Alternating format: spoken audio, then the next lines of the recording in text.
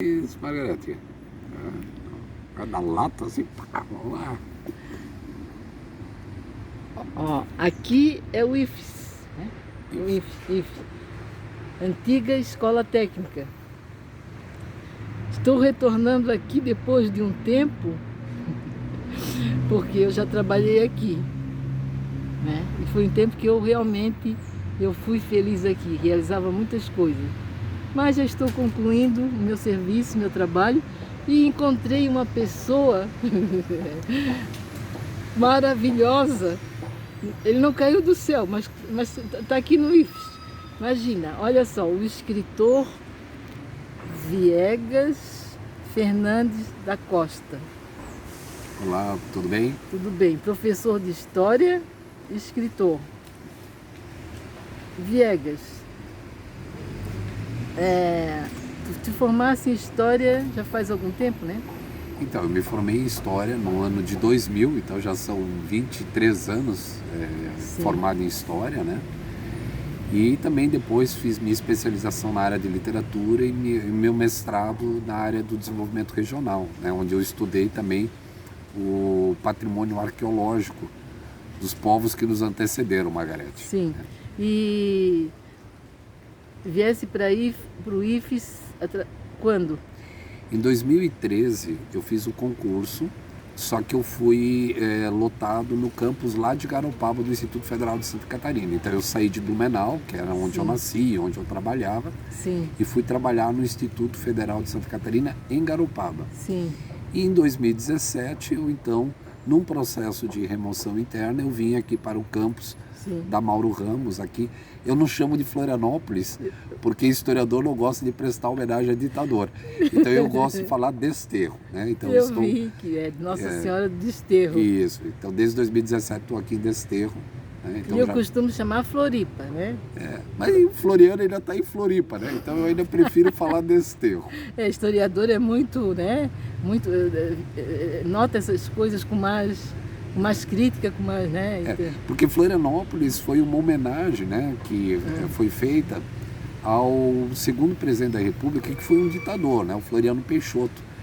E foi justamente no governo dele que nós tivemos a Revolução Federalista, uma revolução contra a ditadura. Sim. E a mando de Floriano Peixoto, quase 200 pessoas foram executadas na fortaleza do Anhatomirim. E até então a cidade se chamava Nossa Senhora do Desterro. Depois disso mudaram para Florianópolis. Polis é uma palavra grega que significa cidade. Sim. Então Florianópolis é a cidade de Floriano. Como eu acho que isso aqui não é a cidade do Floriano, né? Eu chamo de Desterro. Que homenagem triste, né? Pois é. Olha, fazia tempo que eu não escutava essa história, fiquei até... Ainda bem que eu estou sempre no Floripa, né? Porque essa história me deixa muito triste mesmo. Fazer uma homenagem para pessoas. Que Deus tenha misericórdia, né? Tá, o Viegas, tu desenvolves também uma atividade como escritor. E essa atividade de escritor nasceu de que maneira? Então, Margarete, eu tenho 5 livros publicados. Né? O primeiro livro ele foi publicado em 2005 pela editora Hemisfério Sul, que era de uma escritora amiga, a Urdalice Klieger. Sim. E assim, a prática da literatura, ela surge na minha vida como um desdobramento do leitor que eu sou, que eu fui, né? Sim. Então, porque eu lia muito, e não só lia muito em quantidade, mas muitas coisas diferentes também. Sim. Isso acaba se desdobrando na atividade da escrita. Eu comecei escrevendo crônicas. Sim. No começo da internet, ali em 1999, 2000, 2001, eu escrevia para algum site, um site que existia em São Paulo, o site É Barato, e ali, através de uma coluna semanal de crônicas, eu fui conhecendo um pouco esse mundo literário, não é? Sim. E fui também conhecendo os leitores, as leitoras, e como consequência desse trabalho, a editora, na época a Urdalice Klieger, ela fala, Viegas, temos interesse em publicar um livro de crônicas teu, né? Então ali surgiu meu primeiro livro, e dali por diante, né, eu nunca mais abandonei a literatura. Escrevi um livro de poesias, que é meu segundo livro, de Espantalhos e Pedras também se faz um poema, depois um livro de contos, O Pequeno Albo, Em 2015 eu lancei um livro chamado Sob a Sombra da Tabacaria, onde tem um dos meus personagens talvez mais reconhecido pelo público, que é o ornitorrinco. Embora o meu ornitorrinco ele é um pouco diferente, assim, né? Porque o meu ornitorrinco ele não enxerga, ele é cego, Sim. mas ele voa, né? E aí ele descobriu que Isso é bom, hein? voar é uma forma de enxergar também. Esse livro recebeu à época um prêmio, né? O Prêmio Catarinense de Literatura. E agora, em 2021, eu lancei o meu livro mais recente, que é um livro de poesias, que se chama Coliseu Tropical. E quem sabe esse ano a gente ainda consegue, eu estou trabalhando aí, no sentido da gente talvez publicar um livro de crônicas ainda esse ano, né? Sim. E também estamos organizando um novo livro de poemas e um outro trabalho literário que eu ainda não sei muito bem o que é, né? Sim. E desse, qual é o que tu mais gostas ou que tem mais reconhecimento público seria? Então, perguntar para o escritor, né, qual o livro que ele mais gosta é que nem perguntar para uma mãe ou para o pai qual o filho ou a filha que ele mais gosta, né? Aí não dá, né? Mas eu gosto de todos têm uma importância na minha história literária como autor, né? Sim. Agora, claro, por exemplo, Sob a Sombra da Tabacaria, Sim. é um livro que tem um reconhecimento maior por parte do público, não é? Sim. Mas de qualquer modo, de algum modo, todos esses livros eles dialogam entre si. E eu gosto de todos eles, mas eu gosto ainda mais do livro que eu ainda não publiquei. Ah, isso é bom, então, né? Isso é bom. Mas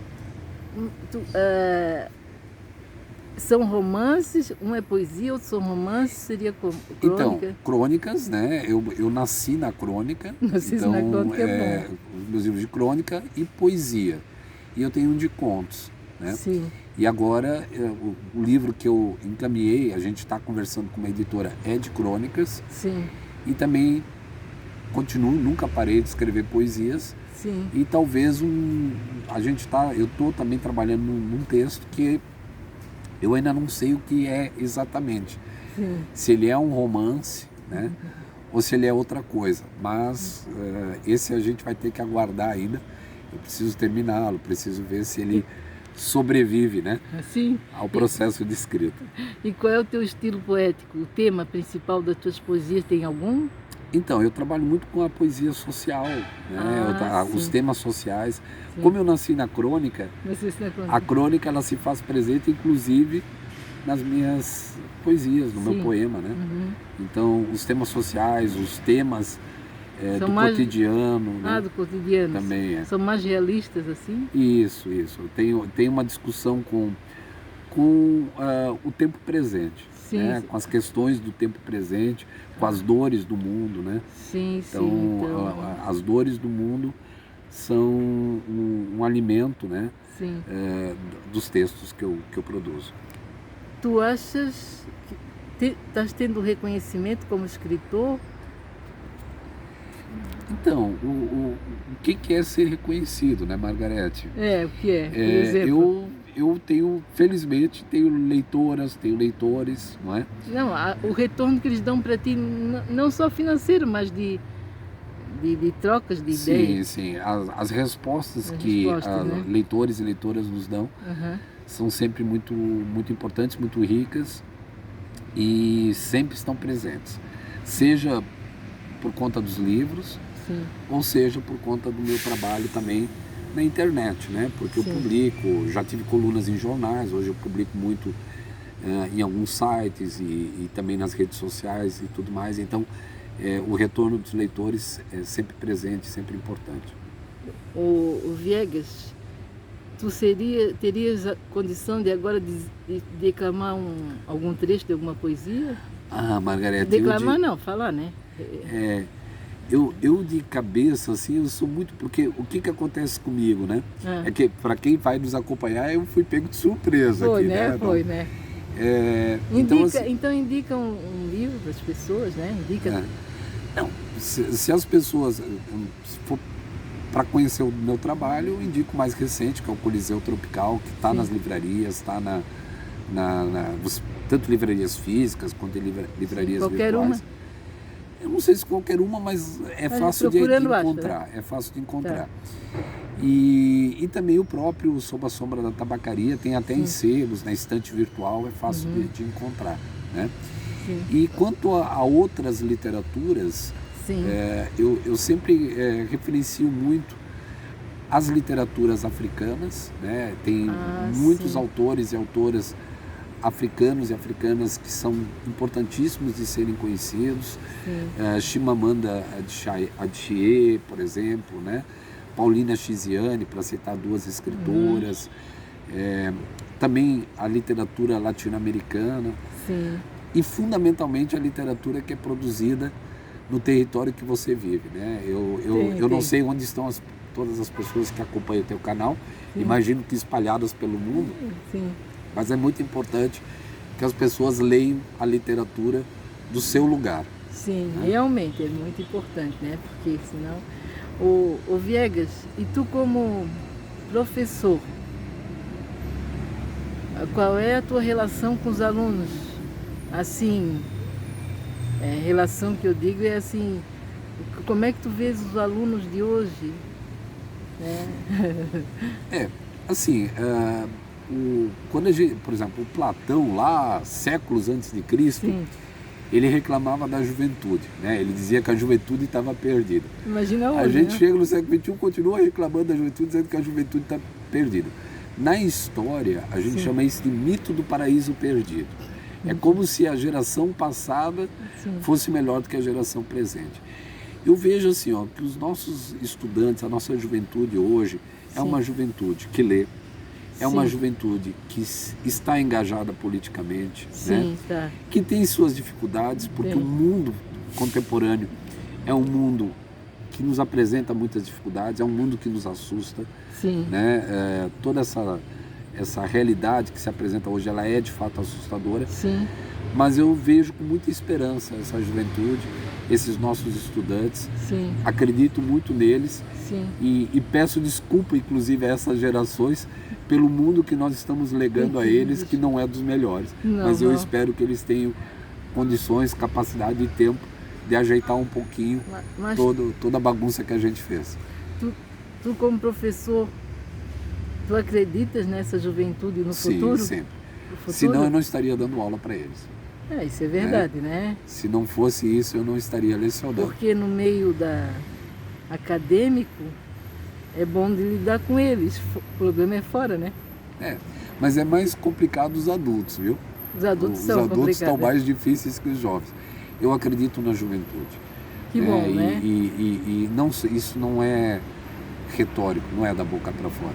Sim. Eu realmente acredito neles. E o que eles sentem por ti? O que tu achas que eles sentem por ti? Margarete, aí tu tens que perguntar isso para eles. Não. Eu tenho um colega que já foi teu aluno, que ele me indicou, ele te acha o máximo, né?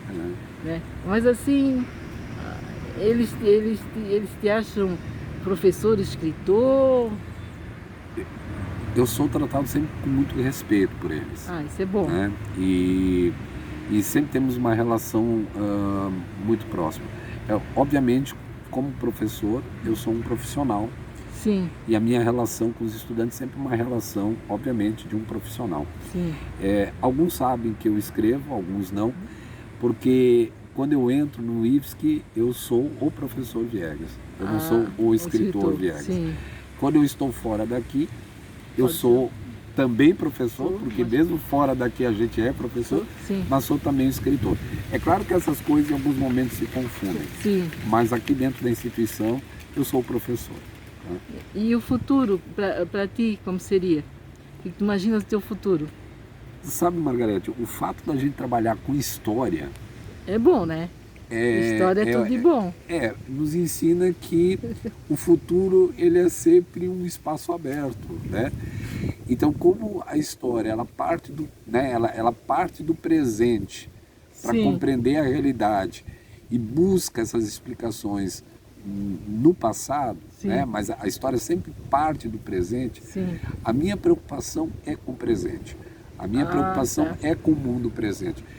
O futuro ele vai ser consequência do que a gente produzir nesse presente, à luz do que a gente construiu no passado, né? Então, como professor de história, a minha preocupação é com o presente. Não é com Então, o o futuro eu não sei o que será. E o passado te preocupa, assim, como é que tu traz o passado para o presente, assim, da história, por exemplo?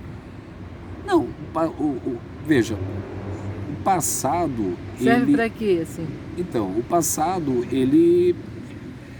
nós nunca vamos conseguir resgatar um passado. Inclusive, o historiador não gosta da palavra resgate, né? A gente sempre diz, ó, quem resgata é bombeiro, quem resgata... A história, o passado, a gente vai tentar alcançá-lo de algum modo a Sim. partir das preocupações, das questões que o presente nos coloca. Sim. Né? Então, a partir daquilo que é um problema para nós no presente, eu vou olhar para o passado. Sim. E vou buscar no passado, né, algumas questões que vão me ajudar a compreender Sim. esse presente que foi construído. Né? Muito bom. Então, assim, ó, como historiador, eu não julgo o passado.